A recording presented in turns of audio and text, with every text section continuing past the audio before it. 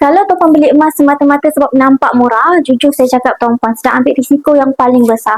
Ramai orang buat silap ni, nampak harga rendah sikit terus rasa best deal untuk beli emas. Tapi dalam dunia sebenar emas murah tak semestinya selamat.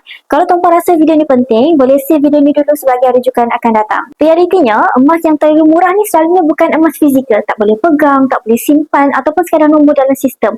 Dan bila jadi apa-apa, baru kita sedar yang itu bukan aset sebenar. Sedangkan emas fizikal itulah aset yang orang simpan beribu-ribu. Satu lagi kesilapan besar iaitu ramai orang terlalu fokus kepada harga tapi terlupa nak tanya soalan penting. Ada stok ke? Boleh jual balik tak? Senang ke proses dia?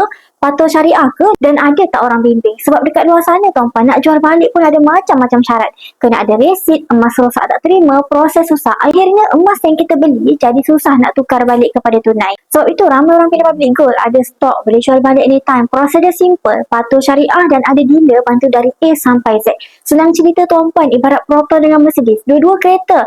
Tapi pengalaman dia sama tak? Of course tak sama tuan-puan. Macam tu juga emas. Jangan kejar yang paling murah tuan-puan, tapi kejar yang paling bernilai. Sebab akhirnya bukan harga yang selamatkan duit kita, tapi sistem yang kita pilih.